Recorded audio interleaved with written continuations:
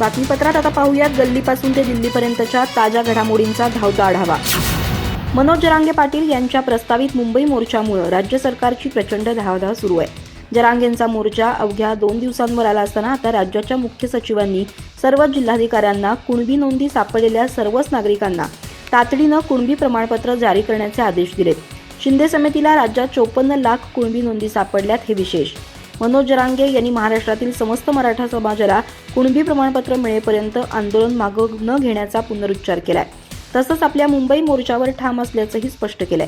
त्यामुळे सरकारवरील दबाव वाढला। या पार्श्वभूमीवर मुख्य सचिवांनी सर्व जिल्हाधिकाऱ्यांना नोंदी सापडलेल्या सर्वच नागरिकांना तत्काळ कुणबी प्रमाणपत्र जारी करण्याचे आदेश दिलेत।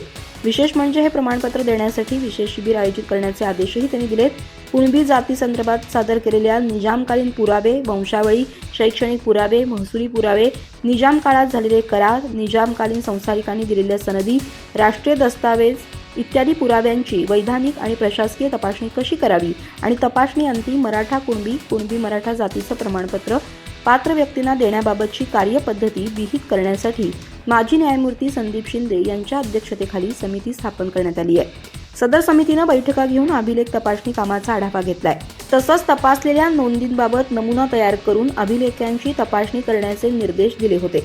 सदर तपासणीत विविध जिल्ह्यांमध्ये आढळून आलेल्या 54 लाख कुणबी नोंदी संदर्भात संबंधित पात्र व्यक्तींना कुणबी जात प्रमाणपत्र तत्काळ निर्गमित करणं आवश्यक आहे। याबाबत सक्षम प्राधिकारी यांनी महाराष्ट्र अनुसूचित जाती, अनुसूचित जमाती, विमुक्त जाती, भटक्या जमाती, इतर मागासवर्ग आणि विशेष मागास प्रवर्ग अधिनियम 2000 तसंच नियम 2012 आणि त्या अंतर्गत केलेल्या सुधारणांनुसार जात प्रमाणपत्र देण्याची कार्यवाही तातडीनं करावी असे या आदेशात नमूद करण्यात आलंय। मराठा आरक्षणाच्या मुद्द्यावर अद्याप कोणताही तोडगा निघाला नाही। सरकार या प्रकरणी उगीच मराठा समाजाची दिशाभूल करण्याचा प्रयत्न करते असं मनोज जरांगे पाटील यांनी गुरुवारी स्पष्ट केलं। आपण आपल्या मुंबई दौऱ्यावर ठाम असल्याचा पुनरुच्चारही त्यांनी यावेळी केला। मनोज जरांगे पाटील मराठा आरक्षणासाठी 20 जानेवारी रोजी मुंबईच्या दिशेनं कूच करणार आहेत। ते 20 जानेवारी रोजी सकाळी 9 वाजता जालन्याच्या अंतरवाली सराटीतून निघतील। त्यानंतर मजल दरमजल करत ते मुंबईला धडक देतील। त्यांच्या या आंदोलनाकडे अवघ्या महाराष्ट्राचं लक्ष लागल्याच्या पार्श्वभूमीवर आज माध्यमात मराठा आरक्षणावर अंतिम तोडगा निघाल्याचा दावा केला। पण मनोज जरांगे यांनी गुरुवारी सकाळी पत्रकारांशी बोलताना या बातम्यात कोणतंही तथ्य नसल्याचं स्पष्ट केलं। मनोज जरांगे पाटील म्हणाले की मराठा आरक्षणावर कोणताही तोडगा फिडगा निघाला नाही। या प्रकरणी सगळे सोयरेच्या मुद्द्यावर कोणताही तोडगा निघाला नाही। या प्रकरणी सरकारकडून केवळ दिशाभूल केली जाते। सरकारनं मुंबई दौऱ्यात विघ्न निर्माण करण्यासाठी आमच्या विरोधात ट्रॅपचं षडयंत्र रचलंय। यासाठी मराठा समाजातीलच काही असंतुष्ट नेत्यांची मदत घेतली जाते। त्यांना सरकारची फूस आहे, पण आम्ही त्यांचा हा कट उधळून लावू असं जरांगे म्हणाले। ठाकरे गटाचे खासदार संजय राऊत यांनी बेळगावच्या मुद्द्यावरून मुख्यमंत्री एकनाथ शिंदे यांच्यावर टीका केली आहे। संजय राऊत म्हणाले की बेळगाव हा वादग्रस्त इलाका आहे। हा परिसर ना कर्नाटकचा आहे ना महाराष्ट्राचा अशी स्थिती आहे। हे प्रकरण सर्वोच्च न्यायालयात आहे। राज्याचे सध्याचे मुख्यमंत्री दावा करतायत की बेळगावच्या जेलमध्ये होतो, बेळगाव तुरुंगात असतील तर अजूनही तसा पुरावा आला नाही। जर ते जेलमध्ये होते तर त्यांनी लाठीकाठी खाल्ली असेल, त्यांनी त्या प्रश्नावर तोंड उघडायला पाहिजे होतं। या शब्दात संजय राऊत यांनी निशाणा साधला। मीडियाशी बोलताना संजय राऊत यांनी सांगितलं की मुंबई महानगरपालिकेनं कोरोना काळात उत्तम काम केलं। या संपूर्ण काळामध्ये शिवसेनेचे किंवा इतर सामाजिक संस्थांच्या लोकांनी कोविड सेंटर चालवले। त्या काळामध्ये गोरगरीब स्थलांतर कामगार यांच्यासाठी खिचडी वाटप झालं। तरीही अनेक खोटी प्रकरणं, खोटे साक्षी पुरावे उभं करून प्रकरणं निर्माण करून शिवसेनेला बदनाम करण्याचा प्रयत्न होतोय, अशी टीका संजय राऊत यांनी केली आहे। तसंच 138 लोकांना खिचडी वाटपाचं काम देण्यात आलं होतं, मात्र त्यात किती लोकांच्या चौकशा झाल्या, किती लोकांवर गुन्हे दाखल झाले हेही समोर आणावं असं आवाहन त्यांनी केलंय।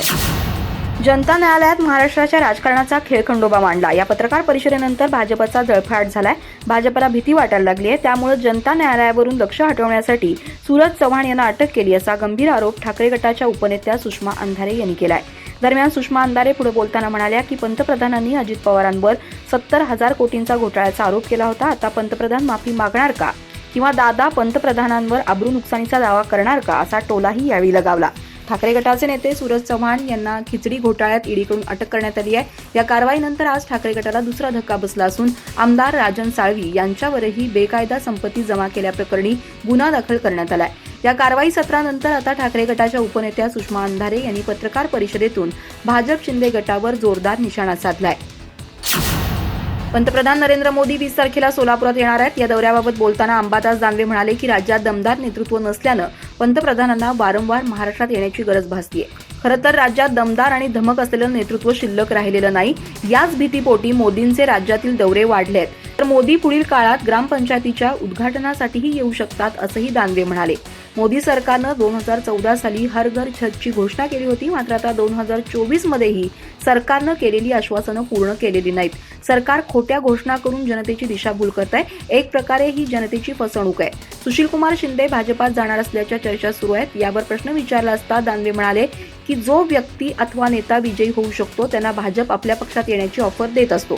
भाजपनं काँग्रेसमुक्त भारत करण्याची घोषणा दिली होती. मात्र सध्याच्या घडीला त्यांच्या पक्षात किती काँग्रेसचे नेते आहेत हे आपण पाहायला हवं. तसंही सुशीलकुमार शिंदे हे काँग्रेसमधील मोठे नेते असून ते भाजपात जातील असं मला वाटत नसल्याचं दानवे म्हणाले. आगामी लोकसभा निवडणुकीच्या पार्श्वभूमीवर भाजपकडून करण्यात आलेल्या सर्व्हेमध्ये महाविकास आघाडीला 40 जागांवर विजय मिळत आहे. त्यामुळेच मोदींचे दौरे सुरू झालेत. नरेंद्र मोदी प्रचारक असल्यामुळे ते पंतप्रधान कमी असल्याचा खोचक टोला काँग्रेस प्रदेशाध्यक्ष नाना पटोले यांनी लगावलाय. नाना पटोले पुढे बोलताना म्हणाले की अजित पवारांनी मोदींचं सुद्धा वय विचारलं पाहिजे, मग त्यांची हिंमत दिसेल. सोशल मीडियावर फडणवीस, अजित पवार आणि एकनाथ शिंदे यांचा व्हिडिओ व्हायरल होतोय. गिरीश महाजन आणि अजित पवार यांची काय हालत करून ठेवली या व्हिडिओत पाहायला मिळतंय. अजितदादांनी आपल्या काकांचं वय विचारण्यापेक्षा मोदी साहेबांचं वय विचारलं पाहिजे असा खोचक टोलाही त्यांनी लगावलाय. नाना पटोले म्हणाले की आमचे धर्मगुरू शंकराचार्य यांनी मत मांडलंय. धर्माचं रक्षण करणं हे काम धर्मगुरूंचं असतं, कुठल्या पक्षाचं नाही. राम मंदिराचं काम अजूनही अर्धवट आहे. मंदिर वही बनाएंगे म्हणत देशात उद्रेक निर्माण करणारे भाजपनं 4 किलोमीटरवर भगवान श्रीरामाचं मंदिर बांधलं. भाजपला भगवान श्रीरामांना राजकारणात आणायचं होतं असा आरोप त्यांनी केलाय. ठाकरे गटाचे नेते सूरज चव्हाण यांना कथित खिचडी घोटाळा प्रकरणी ईडीकडून अटक करण्यात आली आहे. या प्रकरणी किरीट सोमय्या यांनी चौकशीची मागणी केली आहे. सोमय्या म्हणाले संजय राऊतांची मुलगी विधिता राऊत, भाऊ संदीप राऊत आणि सुजित पाटकर यांच्या खात्यात खिचडी घोटाळ्यातील लाखो करोडो रुपये गेलेत. या सर्वांची चौकशी करण्यात यायला हवी अशी मागणी पत्रकार परिषदेत सोमय्या यांनी केली. सूरज चव्हाण यांनी 132 कोटी रुपयांचं खिचडी कॉन्ट्रॅक्ट दिलं होतं. नंतर पेमेंट देखील केलं. त्यात उद्धव ठाकरे, आदित्य ठाकरे यांच्या पार्टीच्या अनेक नेत्यांचे बेनामी कंपनीकडून सूरज चव्हाण यांच्या खात्यात 1.5 कोटीहून अधिक रुपये गेले. अमोल गजानन कीर्तीकर यांच्या खात्यात देखील कोट्याधी रुपये गेलेत. रवींद्र वायकर प्रकरणी हिशोब द्यावा लागेल. इक्बाल सिंह चहल यांनी परवानगी दिली. ही परवानगी कशी दिली याबाबत ईडीनं विचारणा करायला हवी असंही सोमय्या यांनी म्हटलंय. कथित खिचडी वितरण गैरव्यवहार प्रकरणाची सध्या जोरदार चर्चा पाहायला मिळतेय. ठाकरे गटाच्या सूरज चव्हाण यांना ईडीनं 17 जानेवारी रोजी अटक केली. या प्रकरणावरून आता राजकीय वातावरण तापलंय. एकीकडे या सगळ्या घडामोडीवरून आरोप प्रत्यारोप सुरू असतानाच आदित्य ठाकरे यांनी सूरज चव्हाण यांच्यासाठी खास पोस्ट केली आहे. या पोस्टमध्ये आदित्य ठाकरेंनी सूरज चव्हाण यांचा अभिमान वाटत असल्याचं म्हटलंय. आदित्य ठाकरे पोस्टमध्ये म्हणाले की निर्लज्ज हुकुमशाही आणि त्यांच्या यंत्रणेसमोर न झुकणाऱ्या अशा निष्ठावान व्यक्तीचा सहकारी असण्याचा मला अभिमान आहे. सूरज चव्हाण हे कायमच सत्य, लोकशाही, अभिव्यक्ती स्वातंत्र्य आणि आपल्या राज्यघटनेसाठी उभे राहिलेत. सत्तेकडून आलेल्या प्रलोभनांचे प्रस्ताव त्यांनी धुडकावून लावले. त्यामुळेच त्यांना अशा प्रकारे त्रास दिला जातोय असं म्हणत आदित्य ठाकरेंनी या पोस्टमध्ये सूरज चव्हाण यांच्यावर करण्यात आलेल्या कारवाईचा निषेध केलाय. मी लेचा पेचा शिवसैनिक नाही, परिणामांची पर्वा करत नाही असं राजन साळवी म्हणालेत. माझ्या पत्नी आणि मुलावर गुन्हा दाखल झाला हे दुर्दैव आहे. शिंदे गटात न गेल्यानं परिणाम भोगावे लागणार असल्याचं ठाकरे गटाचे आमदार राजन साळवी यांनी म्हटलंय. साळवी यांच्या विरोधात एसीबी कार्यालयातून रत्नागिरी शहर पोलीस ठाण्यात हा गुन्हा दाखल करण्यात आलाय. उत्पन्नापेक्षा 118% संपत्ती जास्त असल्याचा आरोप साळवी यांच्यावर करण्यात आलाय. दरम्यान पोलीस एफआयआर मध्ये आरोपी म्हणून स्वतः राजन साळवी, त्यांची पत्नी आणि मुलाचा समावेश असल्याचं कळतंय. राजन साळवी यांची मूळ संपत्ती 2,92,00,000 अंदाजे असून त्यांनी 3,53,00,000ची अपसंपदा जमा केल्याचा एसीबीचा आरोप आहे. ऑक्टोबर 2009 ते डिसेंबर 2022 पर्यंत या 14 वर्षात साळवी यांनी ही बेकायदा संपत्ती जमा केल्याचा आरोप आहे. गेल्या 1.5 वर्षापासून राजन साळवी यांच्यासह त्यांच्या कुटुंबियांची या प्रकरणी चौकशी सुरू आहे. याच मालमत्तांची चौकशी करण्याकरता आज लाचलुचपत प्रतिबंधक विभागानं आमदार राजन साळवी यांच्या घरी पुन्हा छापे मारले. यानंतर त्यांच्यावर गुन्हा दाखल केलाय. राजन साळवी यांच्या घरी एसीबीनं झाडाझडती केली. यानंतर फोनवरून उद्धव ठाकरे यांनी राजन साळवी यांना धीर दिलाय. संपूर्ण शिवसेना तुमच्या पाठीशी आहे असं ठाकरे यांनी आमदार राजन साळवींना म्हटलंय. येमेनजवळ अरबी समुद्रात एका जहाजावर पुन्हा ड्रोन हल्ला झाला. यानंतर जहाजालाही आग लागली. मात्र नंतर यावर नियंत्रण मिळवण्यात आलं. जेनको पिकार्डी नावाच्या या जहाजावर मार्शल बेटांचा ध्वज होता. भारतीय नौदलानं सांगितलं की मंगळवारी रात्री 11:15च्या सुमारास हा हल्ला झाला. नौदलानं दिलेल्या माहितीनुसार हल्ल्याच्या वेळी जहाज येमेनमधील एडन बंदरापासून 111 किलोमीटर अंतरावर एडनच्या खाडीत होतं. हल्ल्यानंतर लगेचच जहाजानं मदतीसाठी सिग्नल पाठवला. विमानात 22 क्रू मेंबर्स असून त्यापैकी 9 भारतीय आहेत. या हल्ल्यात कोणालाही इजा झालेली नाही. ड्रोन हल्ल्याची माहिती मिळताच नौदलानं युद्धनौका INS विशाखापट्टणम मदतीसाठी पाठवली. रात्री 12:30च्या सुमारास युद्धनौका तिथं पोहोचली आणि हल्ल्याची पाहणी केली. आगीत जहाजाचे नुकसान झालं नाही. बॉम्ब तज्ज्ञांनी सांगितलं की जहाज पुढे प्रवास सुरू ठेवू शकेल. मात्र हा हल्ला कुणी केला याची माहिती अद्याप समोर आलेली नाही. स्वित्झर्लंडमधील दावोसमध्ये सुरू असलेल्या जागतिक आर्थिक परिषदेत 16 आणि 17 जानेवारी या दोनच दिवसात महाराष्ट्रानं 3,10,850 कोटीचे सामंजस्य करार केलेत. 18 जानेवारी रोजी अजून 42,825 कोटींचे करार होणार आहेत. एकूण 3,53,675 कोटींच्या गुंतवणुकीचे हे करार झालेत. याशिवाय आर्सलर, निपॉन, मित्तल तसंच सौदी अरब, ओमान येथील उद्योगांनी अजून 1,00,000 कोटींच्या गुंतवणुकीसाठी स्वारस्य दाखवलंय. या करारांमुळे 2,00,000 लोकांना रोजगार मिळण्याच्या आशा पल्लवित झाल्यात. मुख्यमंत्री एकनाथ शिंदे यांच्या उपस्थितीत हे करार झाले.